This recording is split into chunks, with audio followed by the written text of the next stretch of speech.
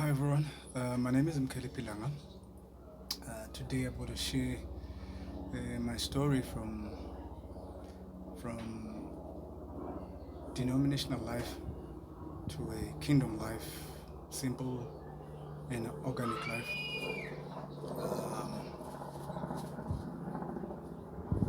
Yeah, I was born again more than 2 decades ago, and which is really where my denominational journey into true kingdom life started. I was born again in 1997 um, through God using three of my friends, and I would say brothers really, because they are born again. But the other two, I knew them as my friends and my neighbors because they were literally my next door neighbors. Um, they met the Lord first, and then I guess they ganged up on me so that I can be part of their team as well. They prayed for me for a while, and I think it's one of the best things that anybody can do for you. But also, it was one of the best seasons of my life because it changed my life forever. I am recording this because of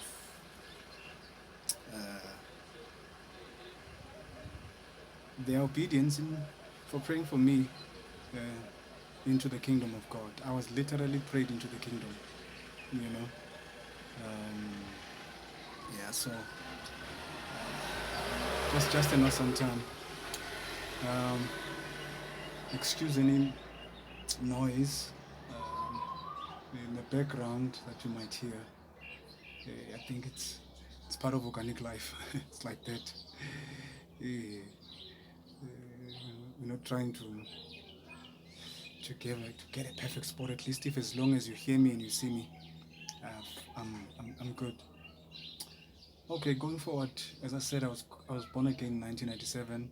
Friends prayed for me, and after a while, one of the friends they they invited me to come to church, um,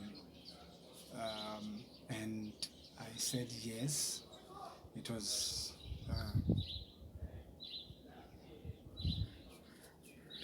it's what the Spirit of God did really.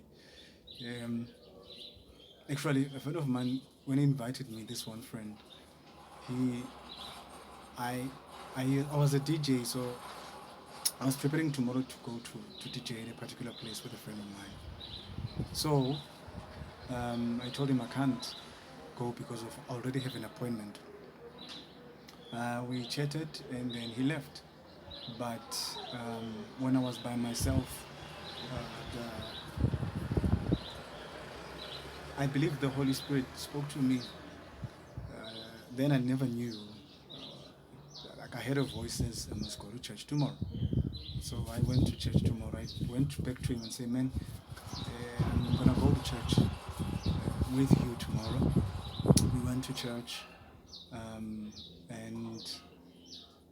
yeah, I got born again there. I think for a while there were too many things that questions I had in my journey during that season, and just as a side note, I discovered that I could sing. So what happened was when I discovered I could sing, within myself I was asking, why do I have this gift of singing? And one of those questions were answered on the day I got born again. Among many things that the Spirit of God spoke to me when an invitation to accept Yeshua as salvation was made. Uh, when I stood up before that, the fullness of the whole thing was completed. The Spirit of God spoke to me and says, This is the reason you can see.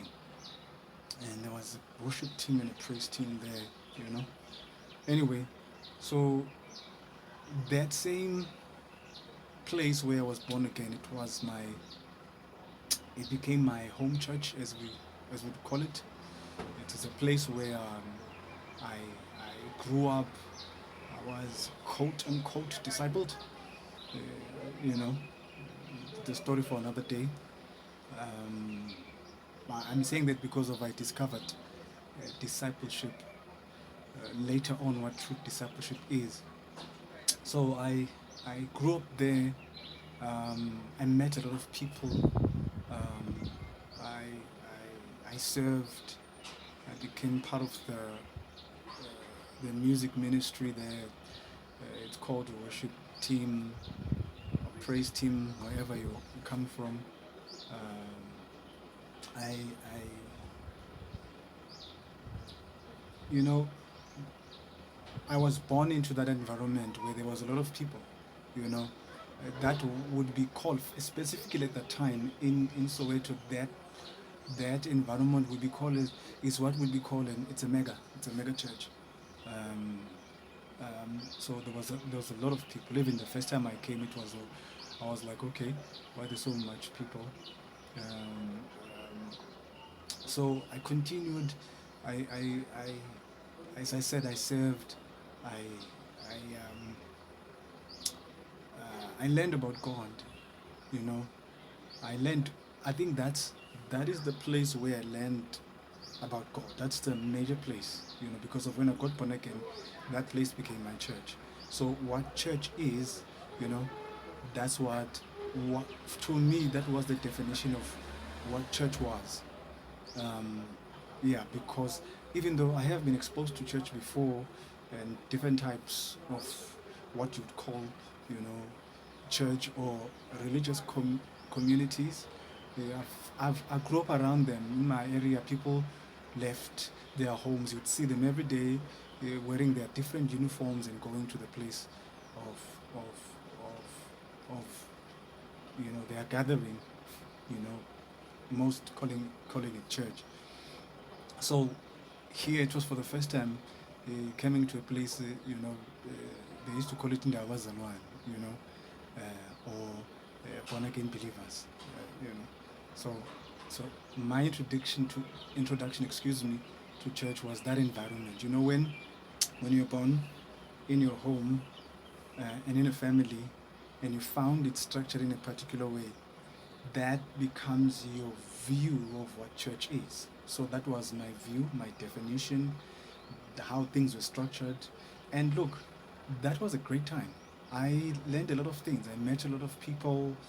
I it's that place where I learned what um, uh, praise and worship was. You know, there were people who mentored me directly, and I learned it from that place and from those people. It was cool.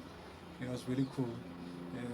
And a credit to a lot of people who were there, who were intentional, who who were real, who loved God, you know, and who were not playing games, who were not playing church. Um, yeah, I learned it. So everything that mm, I was founded in that place. So my foundation was in that environment and in that place where I learned prayer and many other things, you know. So I spent most of my life in that environment, and I served. I was part of a home cell there. You know, in other places called life group, where people would meet beyond the Sunday service to a small group where they would, you know, gather together and continue to learn the Word of God. So that is the place, you know, where I learned most of the things. Um, um, I knew nothing else but that, you know, and because of that's what I've never even, you know, like left that church or ministry. If you like, I spent my life excuse me, I spend my life, my spiritual life, most of my spiritual life, like most of my years, half of, probably to this moment, half of my walk with Yeshua, he was in that environment, was in that place, and it genuinely, you know, I believe what makes a church is people. So I have great memories of people there that I fellowshipped with. You know, I'm still in contact with. They're still brothers. They're brothers in the Lord. They are part of the body of Yeshua. You know, and yeah, for me, that's what the blood of Yeshua has done. Life continued. Along the way, I discovered that I was I had a calling of some sort, as we call it. You know, I have a call upon my life. One day, coming from the home cell, I was tired. I had a very interesting experience. I was tired, and I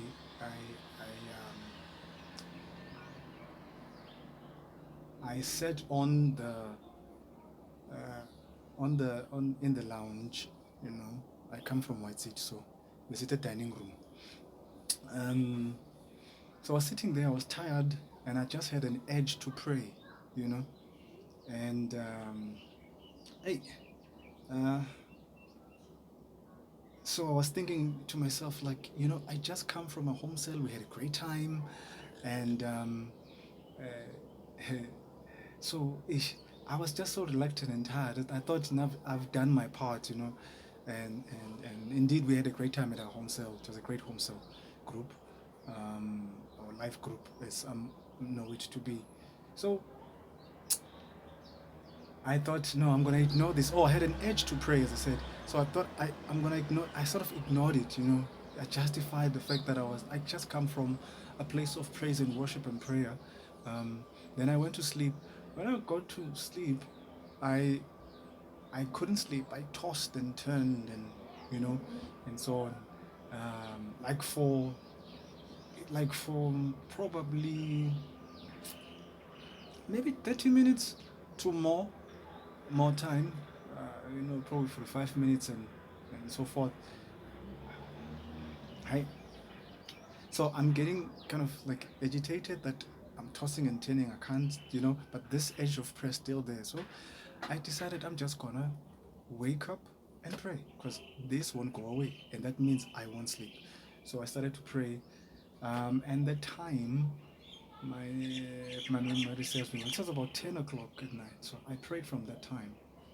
So, and I prayed in the Spirit, from that time until 4 o'clock. You know, I thought I'm gonna pray until I'm done. I guess this edge goes away, you know. So I prayed, and then around 4 o'clock in the early hours of the morning, and then, you know, the Spirit of God started to speak to me, and the Lord said He's calling me, you know, into the fivefold ministry, you know, and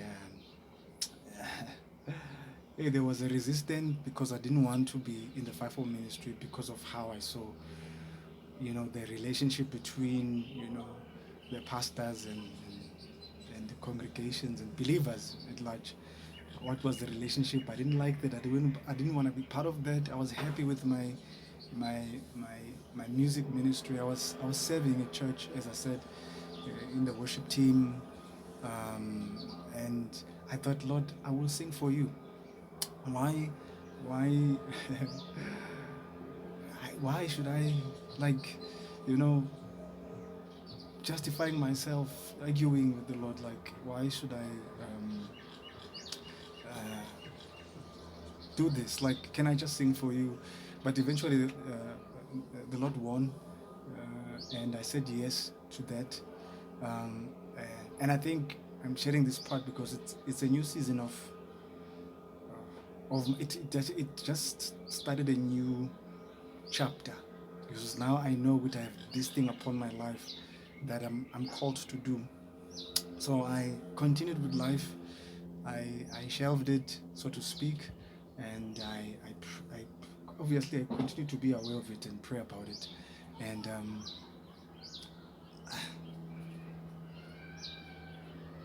as I said, life progressed. Um, I was, I don't know. I think I was, yes. I, I was studying music at the same time during that period of time. Yeah, I think it was around that time I was studying music and I was about to leave the school because of, you know, the tuition. In my case, that time I couldn't afford, so I spent a year in the music school. Um, anyway, I continued. Um, Life went on, and my father, my biological father, passed on. I think around 2001, if I'm not mistaken. Then that was a shift in itself, you know. This guy that was my best friend now is gone. Um, After that year, I went through a period of 6 months where I didn't know I didn't know what I was supposed to do. I think I had an insomnia for about 6 months, and I was not. I couldn't sleep for a while because of I think this my father's passing away affected me. Anyway, I came out of it, the insomnia. Um, I think at the end of 2001, I just saw the Lord and I said, hey, I'm tired. I remember it was the 31st of 2001, if I'm not mistaken. I'm not good at dates, so stand corrected. I went before the Lord 31st of, you know, of December. I was by myself. I laid down myself on the floor and I said, Lord, you know, what do you want me to do? What, you know, I'm tired. Whatever that you said I must do, I will do. And then there were fireworks. I went to sleep. The following year, I just had in. I got refreshed. I was hopeful, and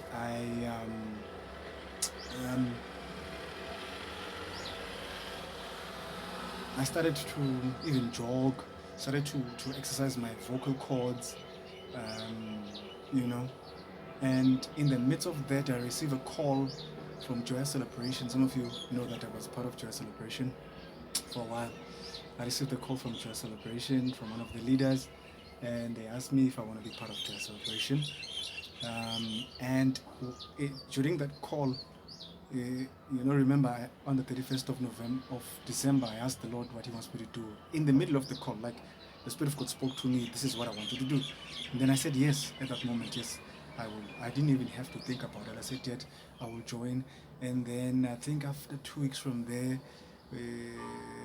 we were called and I joined your celebration. I continued. Um, um, I continued with my journey. So I joined your celebration. I think I spent 4 years there, if I'm not mistaken. Um, yeah, I think it's 4 years, but I stand corrected. I joined, we traveled, um, um, you know, church is still going on. When I'm not in joy celebration, I was at the church and I was part of the praise and worship team, you know, growing, pursuing the Lord, you know, wanting to know more about Him. But I think those years were just more of the music ministry that I was part of. Joy celebration traveled to and fro here and there, just growing, you know. During those years, one was making mistakes and growing up and fixing here and so forth. And and then on the last of my last year, which was 2006, in the last rehearsal, a brother called Bongani, who was our manager at Joy Celebration, the choir manager, was one of the choir managers. There were two managers really. It was the last rehearsal to a recording, and so he came inside and said to me, I was sharing really, before we had a devotional time into a celebration before we started rehearsal. So we share the word and pray. So immediately after that, we opened the door, and then he said, your time is done here. So I said, oh, my time is done here. Okay. And I felt that the Lord spoke through this guy. He was not one of those people who speak a word, prophetic word or word of knowledge. He was not that kind of a guy. Not to undermine him, but I've never known him to do that. So that's what I mean by said. So I sensed that it was the Lord speaking, even though I don't know what it meant. So after the recording, I left to a celebration, and I received a call,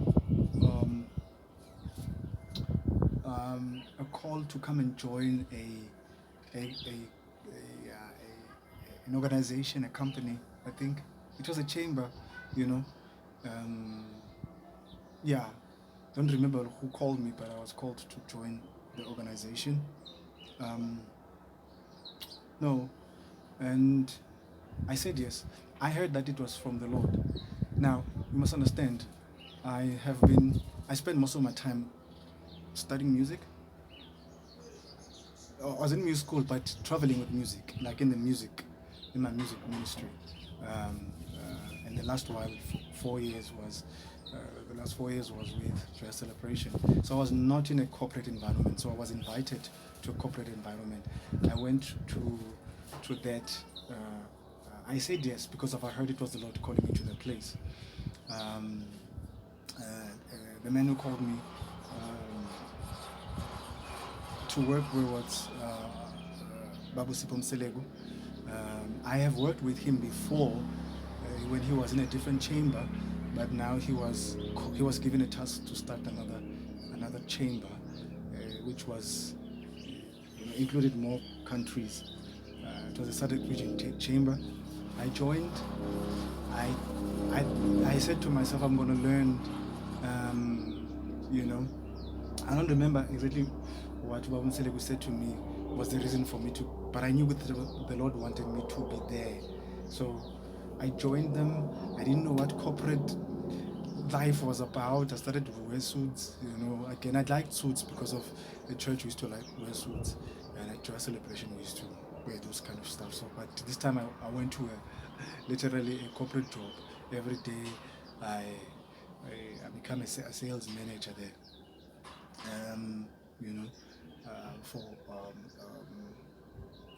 For a toolkit that we were selling there. That year was very eventful, and so I joined them in. Technically, I joined them in December. I remember now. I joined them in December, 1st December. Yeah, funny, 1st December, people are closing. But I'm joining a company, so I joined. Then we went to the holidays and went back, started working again. I learned the corporate world, the language. I always joke about this to people when I tell them about being in the corporate world. One day we're in a meeting during that year where, because Bob Mselego was mentoring us. He was intentionally mentoring us and wanting us to learn the ways of the world, the corporate world, the business. We're in a small business, sector. One day I was in a meeting and people started saying, I concur. I didn't know what I concur meant. Hey, I had to learn. Somebody was just agreeing, but it's like, hey. So I learned. I assimilated to that environment. I forced myself to learn the language because of you meet such people all the time, coming to the office and you going to their places and yeah, you know, we're selling a business toolkit.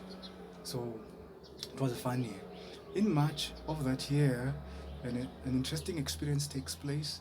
Babum Selegu, who was the CEO of, of that organization, and he invited me to spend time with him. I didn't think it was going to be a week, but it became a week. So we uh, we spent a week. So I didn't know it was going to be, but it became a week. But we spent a week praying and sharing the word of God. Now, he is a hard worker. He works. He does not play. You know, if he has a task that he needs to finish, he works. Sometimes we take that at home, because when we visit, sometimes when we visited his home, he would be finishing projects, doing this, and you must understand, he was given a task to build that chamber. So I came around that first year when that place was being built, really, you know. I, yeah, so we spent a week with him. Towards the end of the week, he says to me, the Lord is calling you out. Now, remember, I told you, the reason I told my story of, you know, previously, which by that time it was 7 years ago, right, that the Lord called me and I shelved this and life continued.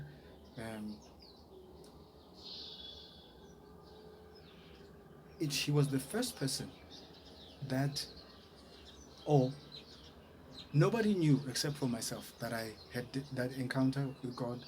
And so he spoke the same thing that God spoke to me. He says, God has called you. It's time for you to go out there, you know. March. It's around March. I don't know what, in mid-March or whatever, but it was March. He says,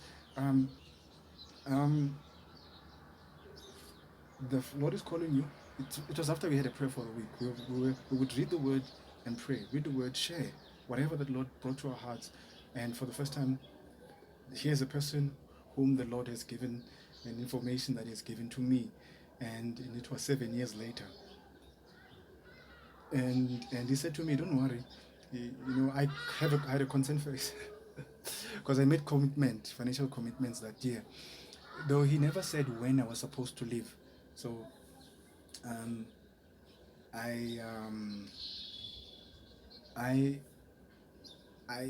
think probably I had a frown on my face or something. He said to me, no, don't worry. God will take care of you. You know, it was March. So the meeting was done. The prayer week was done. Life continued. Now, in the same year, I met a guy at Universal Music because our offices were in Senton. So I met a guy who used to live in London, and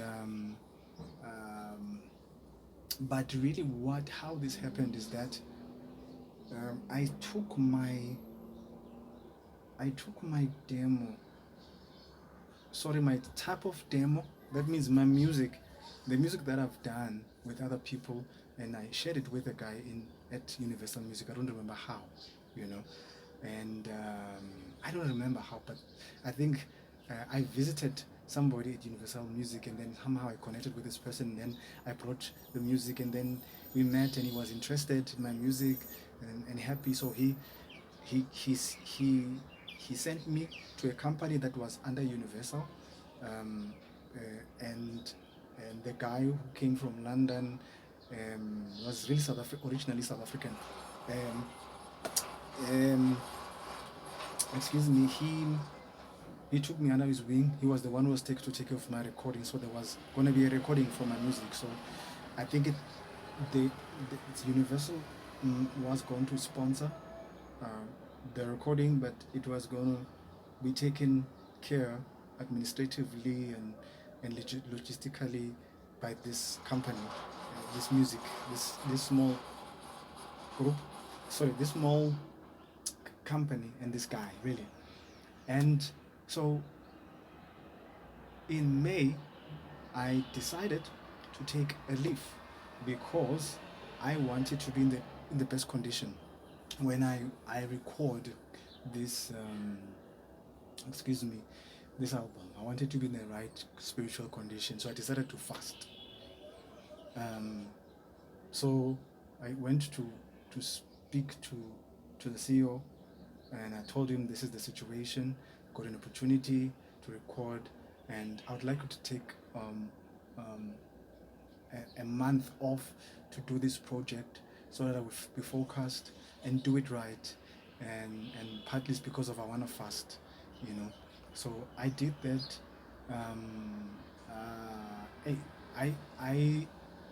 I did not qualify that year because it was my first year according to the policies of the company. I didn't qualify for a paid leave, so it was a non-paid leave.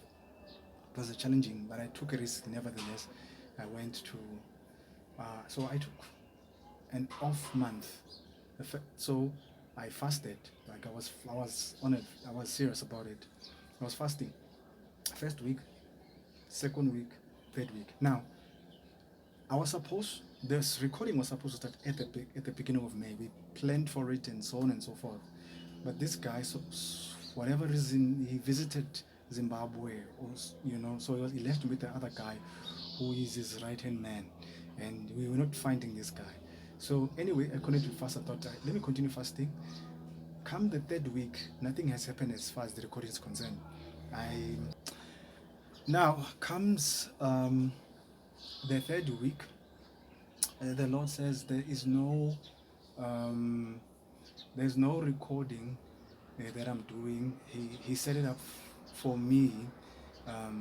It was a setup for me to meet with him, and he spoke to me, taking it from the 7 years ago instruction that I've called you, and then he told me, and he gave me Matthew chapter 28 exactly. He instructed me and commissioned me just as he commissioned the 12, the 11, because the other one had hanged himself, Judas, and go into the world and preach the gospel,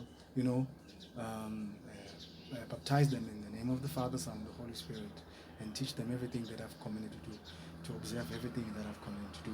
Sorry, I paraphrase. And I was kind of shocked a little bit, but my condition was better.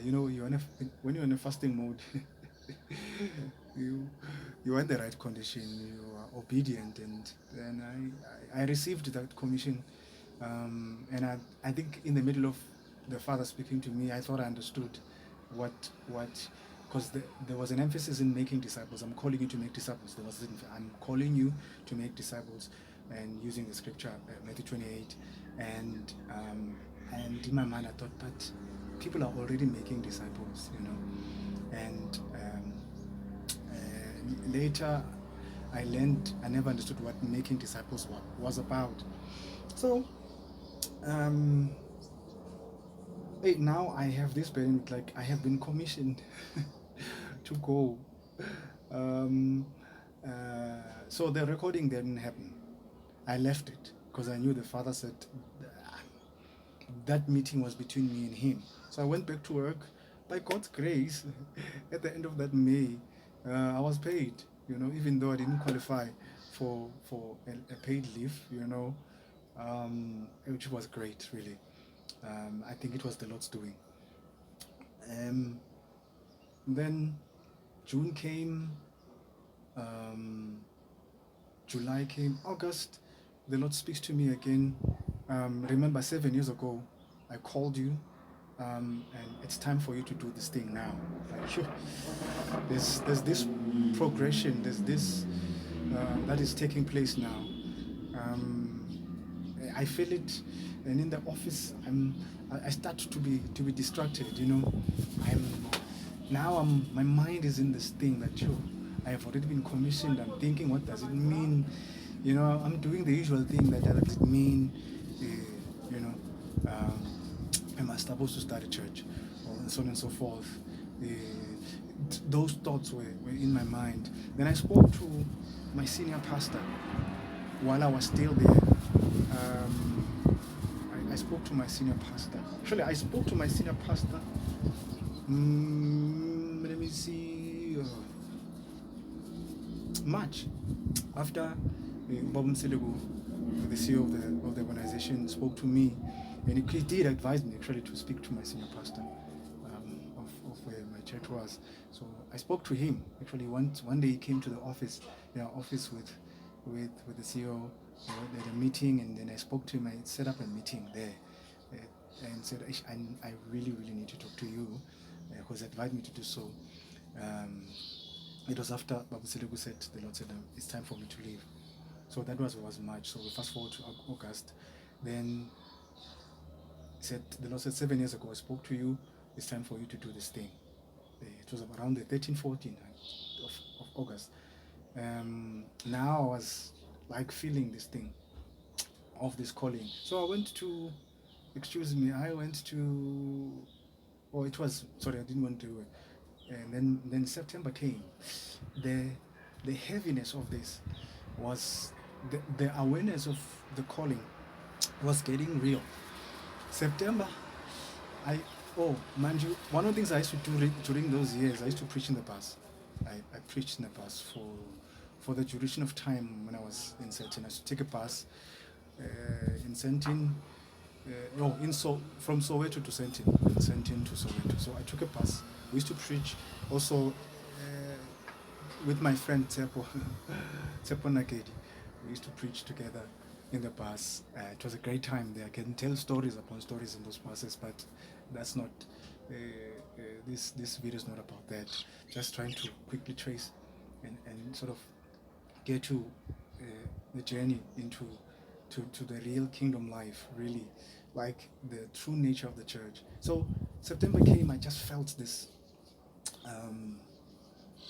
this awareness, this burden now of I need to live.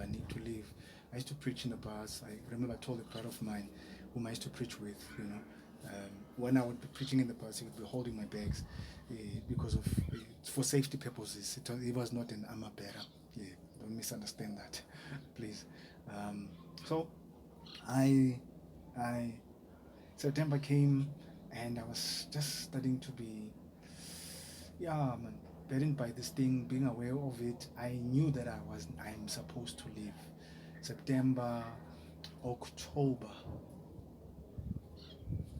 Ubaba Mseleku was the CEO of the organizations, came to me, we had a talk, and he said, I must book. We're going to Israel, and we're going to go with Benny Hinn. Benny Hinn had a trip to Israel on that year, 2007. And he said he gave me the task to book for 3 people. It was myself, himself, and our brother Zandile Manana, excuse me. So I booked successfully.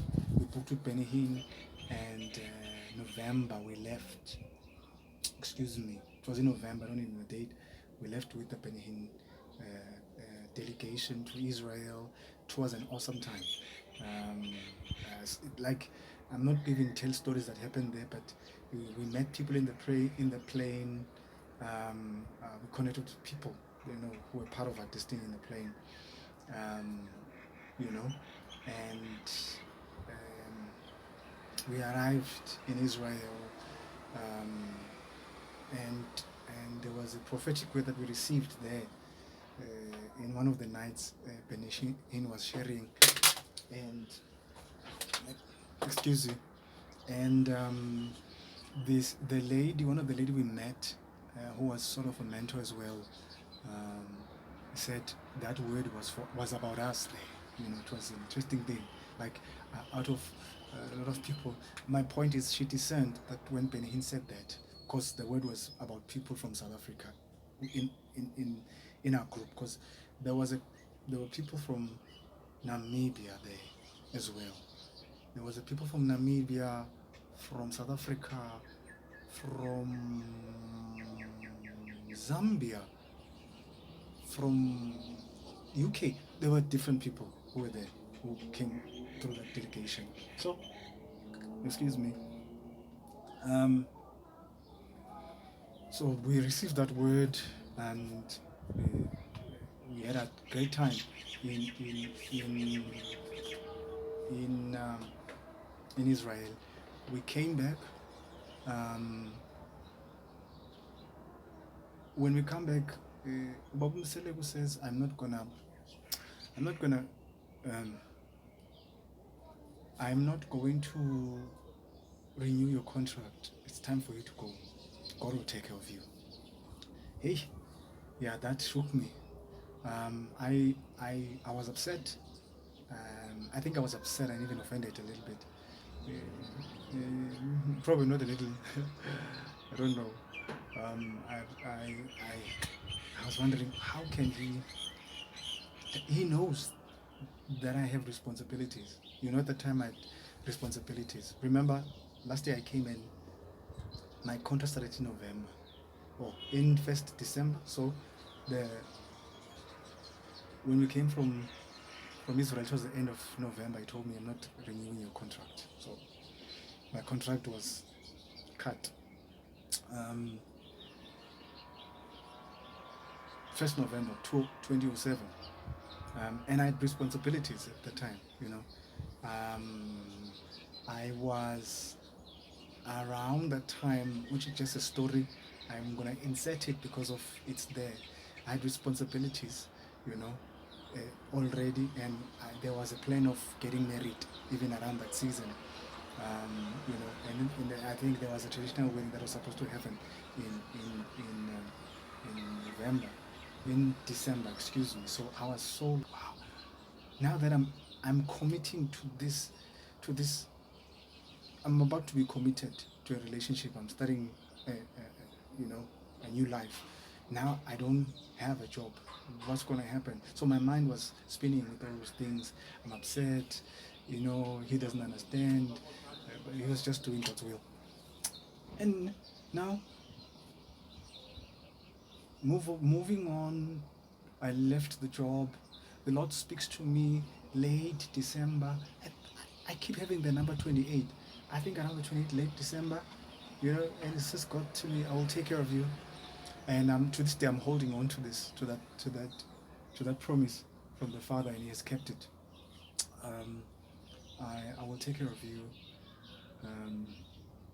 Life continued to the next year, to 2020, 20, excuse me, 2008, excuse me. Now one is thinking, how am I going to,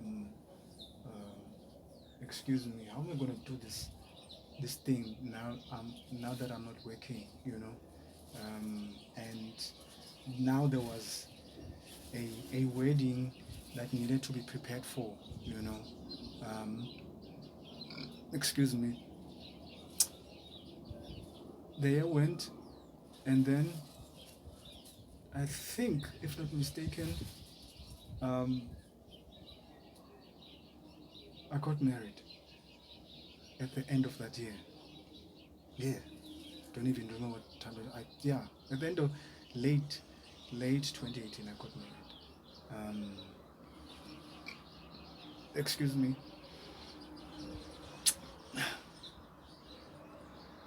Now I'm in pursuit of this. I'm in pursuit of this calling that the Lord has said I must do. Remember, I must go.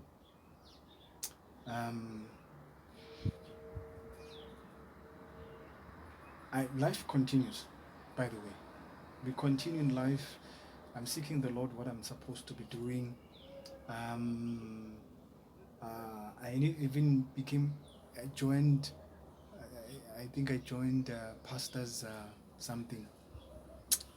What do they call it? Pastors training, the first pastors training camp. I was part of that.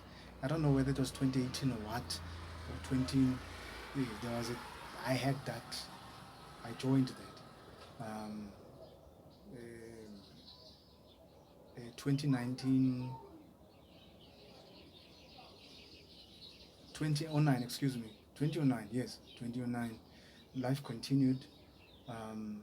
pursuing, seeking, started to, remember I asked for a meeting with the senior pastor of the church, to tell him that what the Lord has spoken to me, so that I can be set free, so to speak.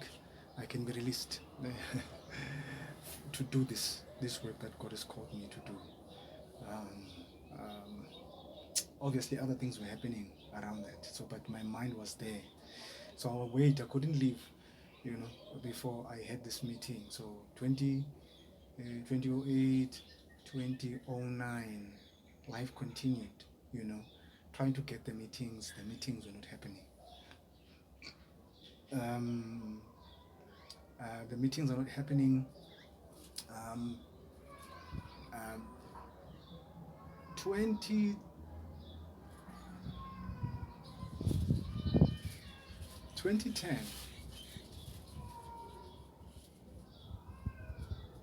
2010, I felt I had this edge. I had a desire to, okay, remember I was part of the worship team. I have been since the beginning for years now. But there was this ministry that God has revealed that He has called me into. So I think this started late December 2009.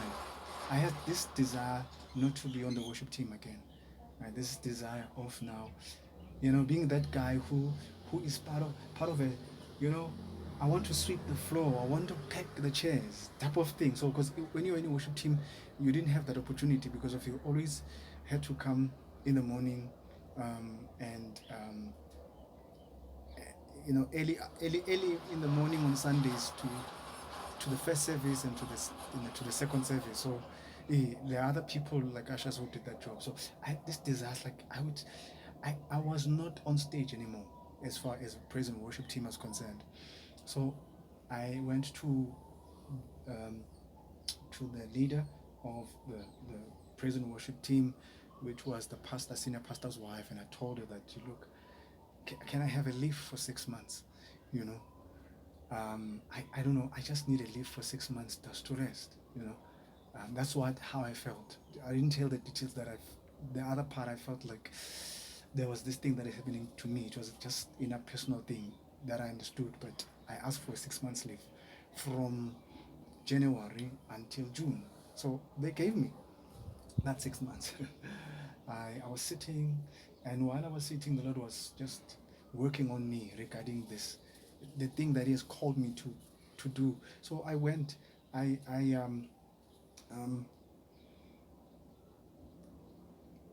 Meaning when I say I went, meaning I continued on the 6 months, and 6 months hit towards June, but still I thought I'll be refreshed, I'll be rested, and that thing will have gone. It was still there, Now, during the period of that 6 months, I received dreams. I received words that my time is done. The Father is calling me out to do what He has called me to do. I kind of ignored. You must understand something. I have been in this church for the rest of my Christian life. I have been there for the rest of my Christian life. So it was not an easy thing. Like, I resisted in such a way. One person had a dream about me falling, and they couldn't catch me in a dream. Like, they were failing to catch me, and he phoned me early in the morning. Or actually, before he called me, he phoned me and told me that this is what he saw. And then later on, because I wanted to make sure, when you have been in an environment like that for a very long time, you are used to it, you're used to people, you're used to relationships, and the Lord saying, it's time for you to go. It's like, what does that mean? To be away from this environment and not know when you're going, I felt like Abraham being sent to the place that I will show you. So I didn't even know, but I knew the things that the Lord has said to me. So I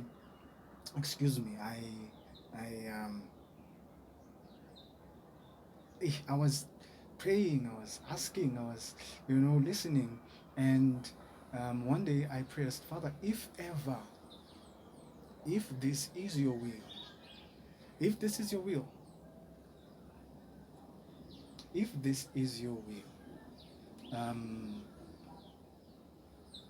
please confirm it, because I'm tired of seeming, resistant. The night after I've prayed, somebody called me and said, the Lord said you must go. 6 o'clock in the morning. The Lord say you must go. All right. It was between the 6 months in 2010, between January and June. And I started feeling, the urge to leave.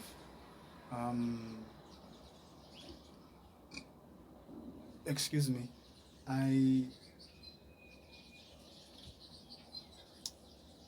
It was July. Time went on. It was July. August, I received the word. The Spirit of God directly spoke to me and says, it's time for you. Your time is over here. It's time for you to go. First word, directly like that from the Holy Spirit. And then the beginning of September, the Spirit of God said, it's time, your time is over here. It's time for you to go. Okay. Oh, my Father. Okay. Now, I'm resisting. I'm afraid to leave because of I have been in this place for a while.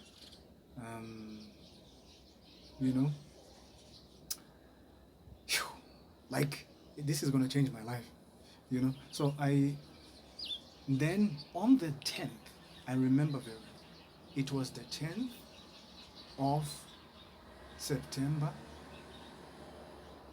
No, it was 2010, the 14th of September. I remember it very well. It was it was the beginning of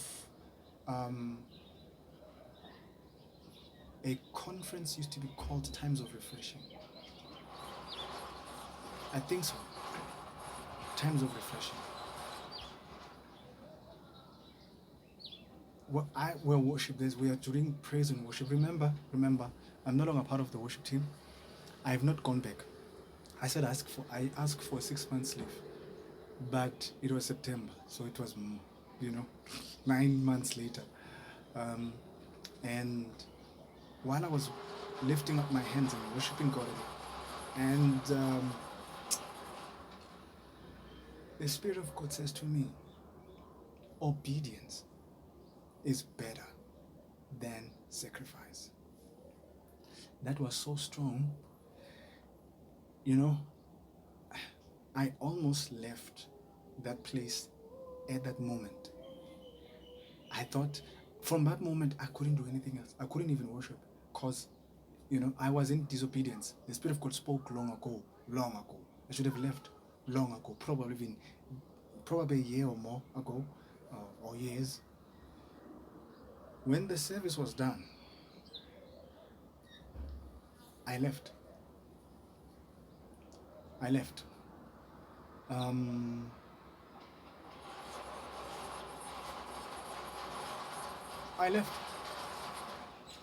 I boldly, clearly, radically left because I recognized that I love the Lord.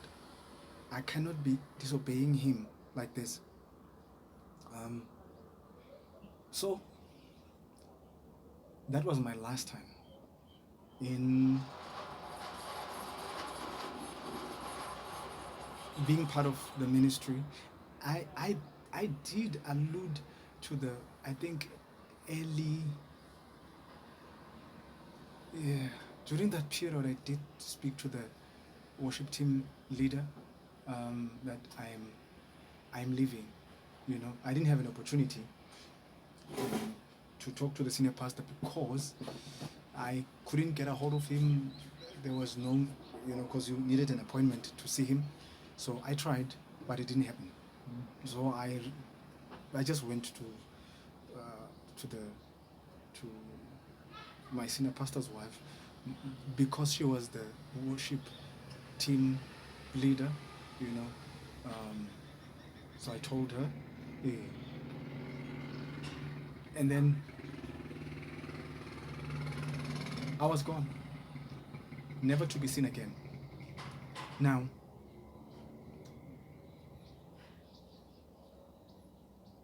I said to the Lord, I'm not gonna go anywhere else until you, I'm not gonna go anywhere else until you let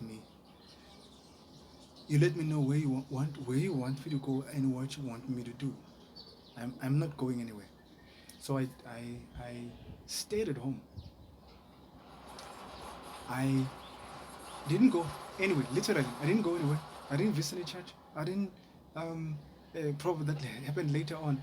And then one morning, fast forwarding, I don't know which year was that. I think it was still 2010. One morning, yeah, it was still 2010. One morning, excuse me.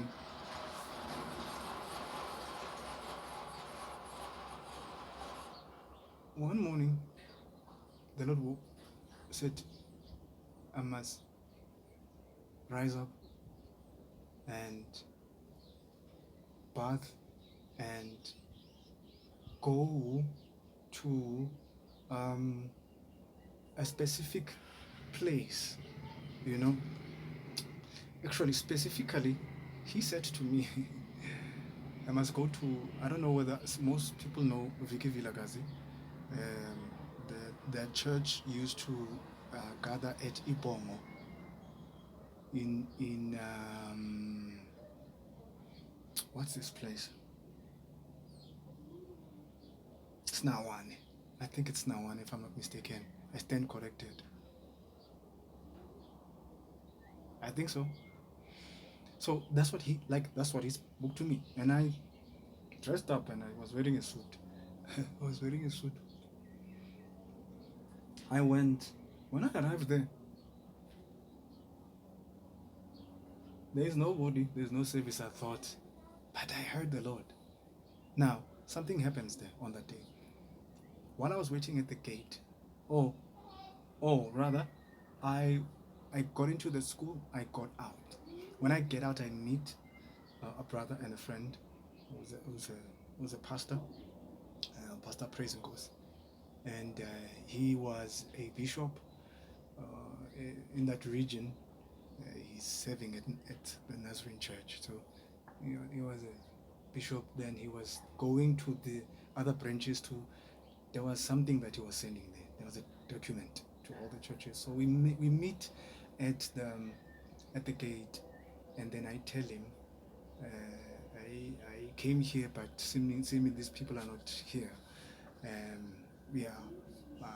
I didn't tell him how I got to come here, and then we speak a little bit, and then he said I must accompany him to do what he was doing, because now I didn't know I was supposed to go. And I was like, Lord, but somehow I pleased to live with him. I left with him. I accompanied him to all these other places, because it was early in the morning. Their service at the church he was serving at had not yet started. So he took me, and then eventually I went with him to the church there. Excuse me. And on that day, he ended up asking me to share, at the service, in the church service, and I shared, and we fellowship with the believers there. The interesting thing about my story and him is that he tried to connect with me. It didn't happen. Years ago, he tried, but on that day, we even spoke about that I was trying to connect with you, and so on and so forth. So we connected, and then he asked me, because I was in music, I was part of Joy Celebration, and I was also part of a worship team where I came from, and he invited me to come and lead a group. So it's like put together a group and prepare them for coming conference of some sort. And then I agreed, and we parted ways, and then we later on met again to fulfill the what he invited me to do. We were excuse me, we were I was training, preparing, rehearsing with the worship team, um, coming from different places and branches of the same church, and which is where, interestingly, that's where I reconnected again with now my wife Nomza. Reconnected because of I met her, I think, at that time, years ago. My wife knows the numbers, so I'm not gonna mess them up. It was years ago. Yes, years ago. But how we met, I used to come from school. I used to come from music school, and I would practice my piano lessons at Ibelecheng, where there was a piano for the community. You would sign there and go and do your work. So that's how. So she was one of the people who used to open for me to give me the key to the hall where the piano was. So that was the first time I met her. So it was years after, and now she was born again, and I guess it was great. Unfortunately, at the time I was not in a good space.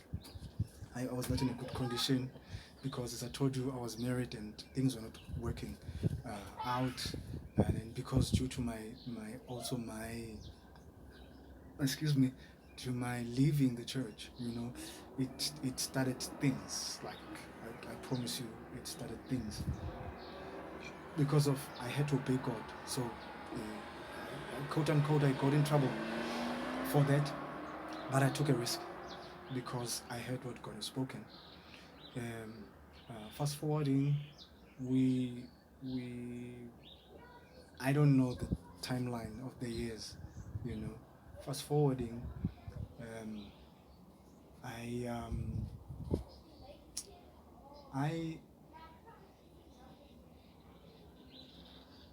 we had the conference. Excuse me. The conference finishes, and then I spoke to Nomsa, Biana then, before she came. And then we moved. The conference happened, and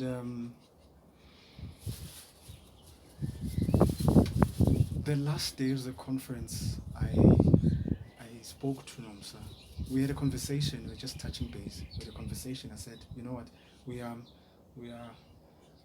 the Lord has called me, and the reason I said that, I sort of enjoyed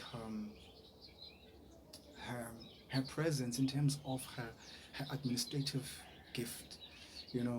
She would always offer herself, and I had a very interesting experience when she did that in one of the rehearsals, preparing for the conference. She just offered herself to administrate everything, and because I was not in a good condition, but I was all over the place.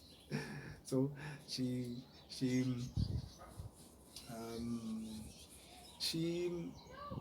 was so helpful in an amazing way, in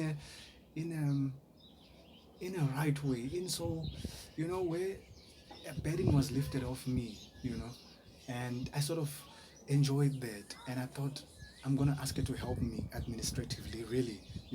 I didn't know what was happening in her church. I was not thinking, honestly, I was not thinking much about it. I was gonna ask her just to assist me if she cared, if she's able. So we spoke about that probably around the last week or night or day of that conference, and that was the last time we saw each other. And I think the other part of the story, I will be sharing, when we meet again, I will be sharing with my wife um, uh, what what happened going forward. This is, yeah, a little bit. I don't think it's a little bit. It's a lot of my story. Let's catch up again, as myself and my wife together now share uh, the next phase of our moving from denominational life into kingdom life, simple, organic, like experiencing the true nature of the church. Cheers, guys.